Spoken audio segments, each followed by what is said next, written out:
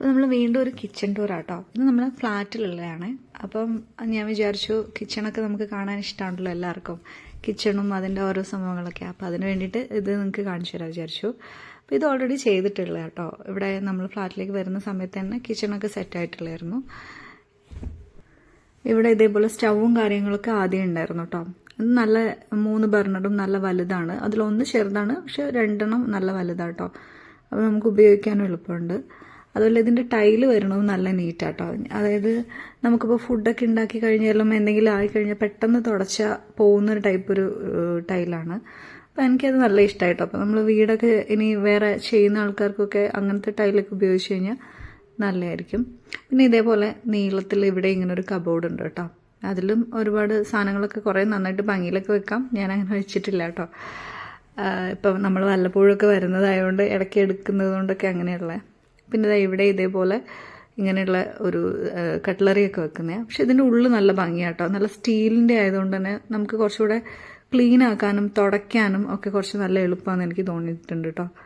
പിന്നെ ഇതേപോലെ ഇങ്ങനെ പ്ലേറ്റും കാര്യങ്ങളൊക്കെ വെക്കുന്നത്. പിന്നെ ഹെൽപ്പ് ചെയ്യാൻ ഇവിടെ 2 പേര് ഇരിക്കുന്നുണ്ട് കേട്ടോ. എന്നെ ഇതിൽ ഒരുപാട് സാധനങ്ങളൊന്നുമില്ല കേട്ടോ. നമ്മൾ കുറച്ച് സാധനങ്ങളേ ഈ ഫ്ലാറ്റിലുള്ളൂ. നമ്മൾ വല്ലപ്പോഴും വരുന്ന ആൾക്കാരായതുകൊണ്ട് തന്നെ ഇവിടെ അതേപോലെ കുറേ സ്റ്റോറേജ് ഏരിയ ഉണ്ട് കേട്ടോ. ഈ ഇപ്പുറത്തെ സൈഡിലും അതേപോലെ തന്നെയാണ്. ഇവിടെ ഇങ്ങനെ കുറേ സാധനങ്ങളൊക്കെ സ്റ്റോർ ചെയ്യാൻ പറ്റും. കുറച്ചുകൂടെ അധികം വലിയ എന്താ പറയുക കണ്ടെയ്നറൊക്കെ വെച്ചാലും നല്ലത് തന്നെയായിരിക്കും. പിന്നെ ഇത് നീളത്തിലാണ് 2 സൈഡിലായിട്ട് ഇങ്ങനെ പാർട്ടായിട്ടാണ് കബോർഡും കാര്യങ്ങളൊക്കെ ചെയ്തിട്ടുള്ളത്. ഈ സൈഡിലും അതേപോലെ തന്നെ നീളത്തിൽ ഒരു കബോർഡ് ചെയ്തിട്ടുണ്ട്. എല്ലാം നല്ല സ്പേസ് ഉള്ളത് തന്നെയാണ്. ഈ വാഷ് ഏരിയൻ്റെ ഭാഗത്തും ഇതേപോലെ ഉണ്ട് കേട്ടോ. ഓപ്പൺ കിച്ചൺ ആണെങ്കിലും ശരി, എത്ര നല്ല സ്റ്റോറേജ് ഉണ്ടായി കഴിയുമ്പോൾ നമുക്ക് കിച്ചൺ എപ്പോഴും സ്റ്റോറേജ് ആണല്ലോ മെയിനായിട്ട് വേണ്ടത്. അപ്പോൾ അത് എത്ര മാക്സിമം ചെയ്യാൻ പറ്റുമോ അത് അവർ ചെയ്തിട്ടുണ്ട് കേട്ടോ. പിന്നെ ഇവിടെ ഞങ്ങളിങ്ങനെ ഒരു മിക്സിയും കാര്യങ്ങളൊക്കെ കൊടുത്തു. പിന്നെ ഇതിൻ്റെ താഴെ ഇങ്ങനെ വലിയ പാത്രങ്ങളൊക്കെ, അതായത് നമ്മളിങ്ങനെ എപ്പോഴെങ്കിലും വല്ലപ്പോഴും യൂസ് ചെയ്യുന്ന കുറച്ച് വലിയ വലിയ പാത്രങ്ങളൊക്കെ ഞാൻ അവിടെ വെച്ചിട്ടുണ്ട്. പിന്നെ ഈ വാഷ് ഏരിയൻ്റെ താഴെ തന്നെ അതിൻ്റെ കാര്യങ്ങളും, പിന്നെ ഒരു വേസ്റ്റ് ബിന്നുണ്ട്. പിന്നെ ഇങ്ങനെ നമ്മൾ തുടയ്ക്കുന്ന എന്തെങ്കിലും സാധനങ്ങളൊക്കെ വെക്കാൻ വേണ്ടിയിട്ടുള്ള സാധനങ്ങളുണ്ട്.